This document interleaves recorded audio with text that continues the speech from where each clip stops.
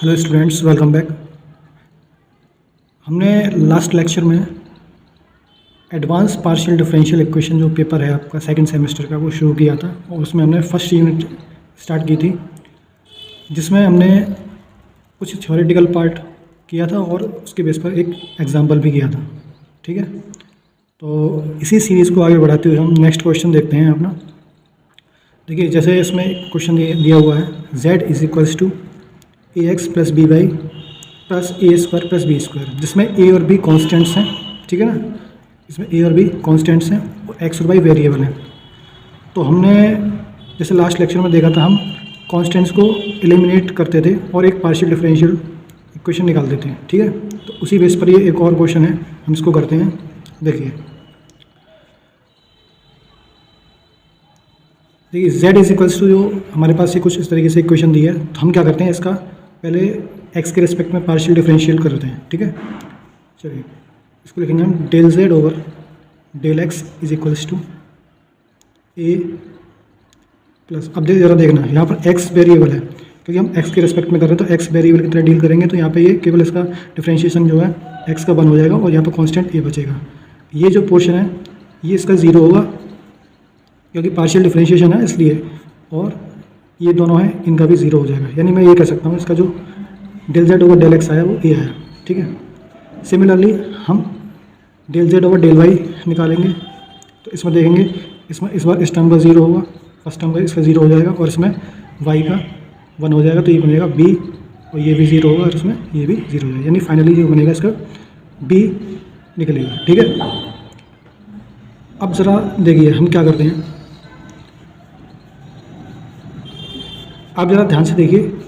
मैं ये कह सकता हूँ यहाँ से जो a की वैल्यू है, a की वैल्यू जो आई है वो है del z over del x, और यहाँ से जो b की वैल्यू आई है वो आई है del z over del y।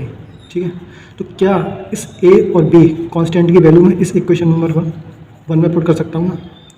ठीक है, यदि मैं इन दोनों की वैल्यू इस इक्वेशन नंबर 1 में पुट करूँगा तो ये दोनों जो कांस्टेंट हैं हमारे a और b दोनों एलिमिनेट हो जाएंगे। ठीक है, तो मैं यहाँ पर आगे लिख सकता हूँ। ठीक है, z इक्वल्स टू, यहाँ पे मैं थोड़ा सा लिख दूँगा साइड में। चलिए पहले मैं इसको कंप्लीट कर लेता हूँ, a की वैल्यू पुट करता हूँ उसमें, तो ये होता है del z over del x into x plus b की value del z over del y into y, तो ये del z over del x का whole square plus del z over del y का होल स्क्वायर। ठीक है, ये हमने किससे किया है, फ्रॉम फर्स्ट। ठीक है, इक्वेशन नंबर 1 से हमने ये किया। तो ज़रा हमें इसको ठीक से लिखते हैं, तो ये बनेगा x del z over del x plus y del z over del y, del z over del x का whole square and plus del z over del y का होल स्क्वायर। आप देख सकते हैं इस फाइनल इक्वेशन के अंदर constant terms eliminate हो चुकी हैं। ठीक है, तो ये एक पार्शियल डिफरेंशियल इक्वेशन बन चुकी है विदाउट कॉन्स्टेंट्स। ठीक है,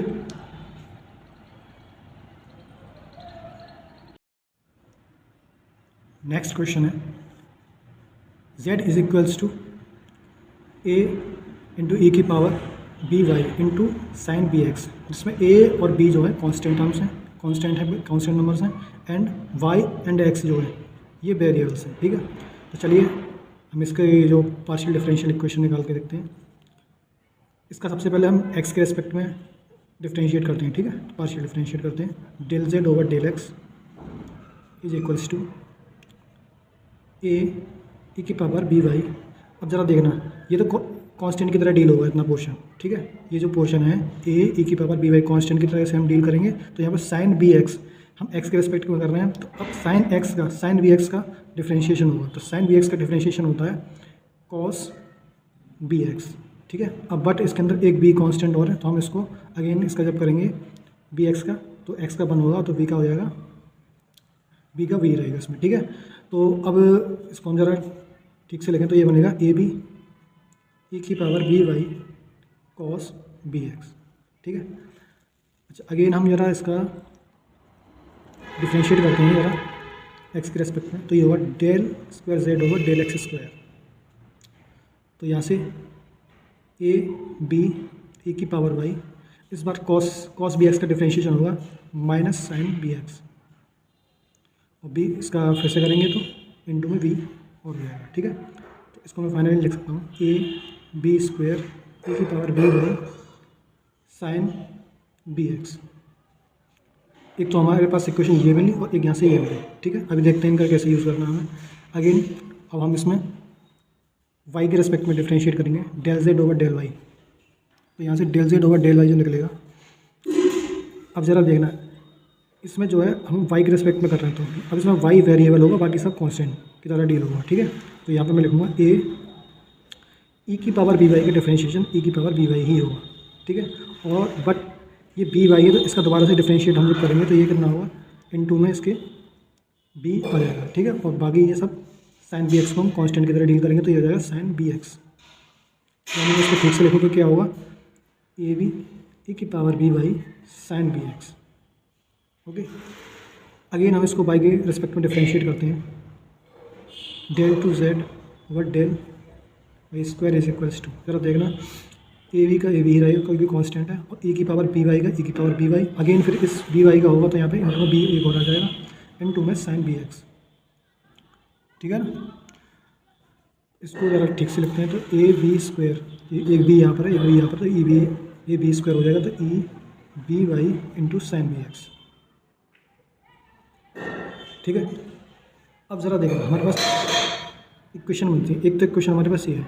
ठीक है, equation number 1, equation number 2, equation number 3 and equation number 4। ठीक है, हमें तो कांस्टेंट को एलिमिनेट करना है। ठीक है, तो ज़रा देखना ध्यान से हम क्या करते हैं इसमें।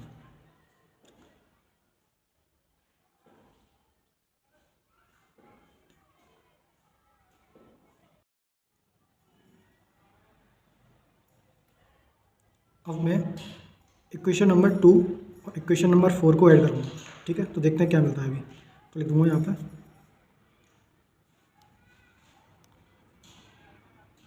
Adding equation 2 and equation 4 we get. तो ज़रा देखना इसकी जो लेफ्ट हैंड साइड है इसको ऐड करेंगे d square z over d x square plus del z over del y square is equals. अब इसकी राइट हैंड साइड को ज़रा ऐड करेंगे, तो इसकी राइट हैंड साइड है देखो इक्वेशन नंबर 2 ये है, इसको लेके चलना है ना, ये है वाले इक्वेशन नंबर 2, क्योंकि इसको सॉल्व करके ये लिखा था ना हमने इसलिए। तो ये होगा minus a b square e की power b y sine b x, और इक्वेशन नंबर 4 ये plus a b square e की power b y into sine b x. देखो क्या ये दोनों टर्म्स आपको सेम दिखाई दे रही है ना, बस अपोजिट साइंस के साथ, तो ये एक दूसरे को कैंसिल आउट करेंगे। ठीक है, तो ये जब हम एक दूसरे को कैंसिल आउट करेंगे तो ये यहाँ से बनेगा 0। तो मैं यहाँ पर फाइनली लिख सकता हूँ कि del square z over del x square plus del square z over del y square बराबर 0। ये final equation, final partial differential equation बनी है जिसमें हमारा कोई भी कांस्टेंट नहीं है। ठीक है,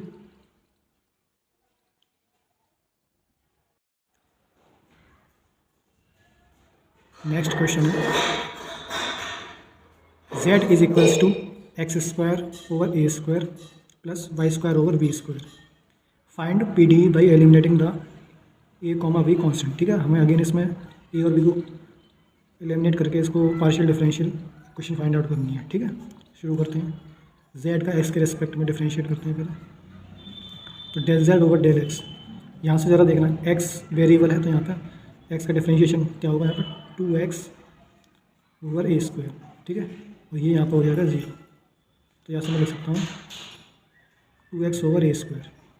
ठीक है, अच्छा अब यहाँ से del z over del y, तो del z over del y यहाँ से जो निकलेगा यहाँ से ये निकलेगा 2y ओवर बी स्क्वायर। तो यहाँ से मैं लिख सकता हूँ 2y ओवर, अच्छा एक चीज़ अब इसमें आप देखना, मैं यदि इक्वेशन में इसको बन डालता हूँ, इसको इक्वेशन 2 डाल देता हूँ। ठीक है,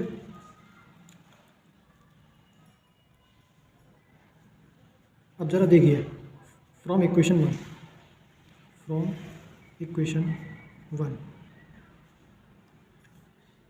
मैं यहाँ से a1/a² की वैल्यू ज़रा निकालता हूँ, ज़रा देखना क्या होता है यहाँ पर। देखो del z over del x की वैल्यू इसने क्या दे रखी है, 2x/a²। तो यहाँ से मैं क्या इसको ऐसे लिख सकता हूँ कि 1/2x del z over del x is equals to 1/a², ठीक है ना। और फ्रॉम इक्वेशन सेकंड मैं यहाँ से मैं इसको इस तरीके से लिख सकता हूँ। इक्वेशन सेकंड को कैसे लिखूँगा मैं, ज़रा देखना, del z over del y, ये del z over del y तो था इसमें, लेकिन इसी तरह मैं इसमें 2 को और y को इस तरीके से क्रॉस मल्टीप्लिकेशन लाकर मैं इसको नीचे ला सकता हूँ। 1/2 del z over del y is equals to यहाँ बचेगा 1/b²। तो अब ज़रा देखना यहाँ पे 1/a² की वैल्यू ये है और 1/b² की वैल्यू इसमें ये है। तो इन दो वैल्यूज़ को उठाकर मैं इक्वेशन, यानी जो हमारा क्वेश्चन गिवन था, मैं इसे इक्वेशन मान देता हूँ, कुछ क्वेश्चन नंबर ए है, इसमें अगेन पुट कर दूँगा, ठीक है। तो ज़रा देखना क्या बनता है।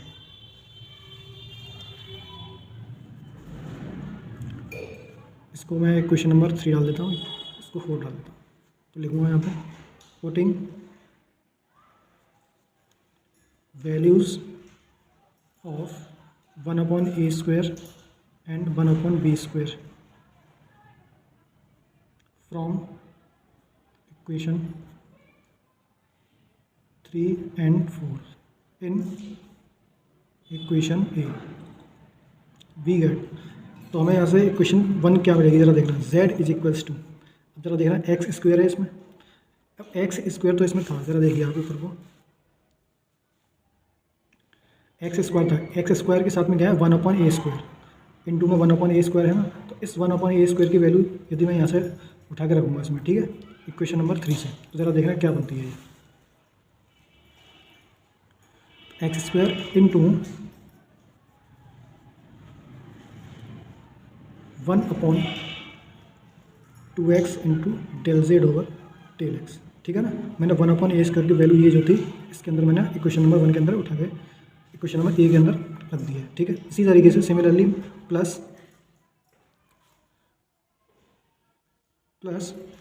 अब इसमें y, देखो y² है ना, तो यहाँ से y² इंटू 1/b² मैं इसको ऐसे बोल सकता हूँ। तो 1/b² की वैल्यू मैं इक्वेशन नंबर 4 से इसमें पुट करूँगा, तो देखिए ज़रा क्या मिलता है।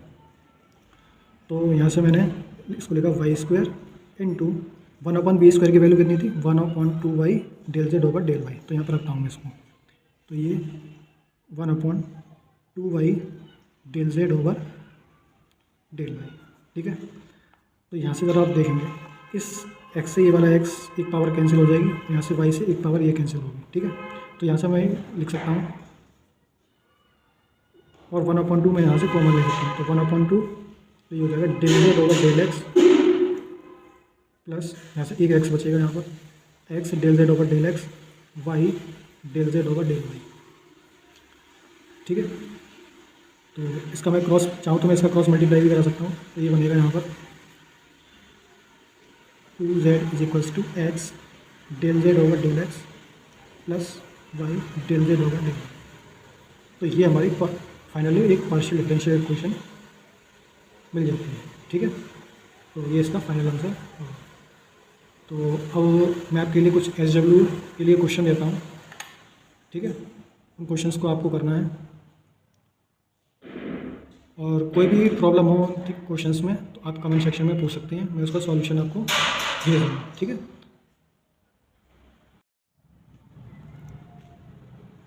ये मैंने आपके लिए 3 क्वेश्चंस दिए हैं, आप इन तीनों क्वेश्चंस को घर पे ट्राई कर सकते हैं, और कोई भी प्रॉब्लम हो तो आप मुझे, ठीक है, बता सकते हैं, कमेंट सेक्शन में बता सकते हैं, या फिर मैं आपको एक अपना टेलीग्राम ग्रुप शेयर कर दूँगा, आप उसमें कमेंट कर सकते हैं या आप उसमें शेयर कर सकते हैं जो भी कोई प्रॉब्लम हो तो, ठीक है।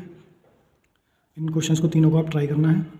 और नेक्स्ट लेक्चर में हम देखो, हमने इस लेक्चर में क्या पढ़ा था, पिछले 2 लेक्चर्स में कांस्टेंट को जिस तरीके से रिमूव किया जाता है, ठीक है, जैसे हम कांस्टेंट को रिमूव करते थे और एक partial differential equation find out करते थे।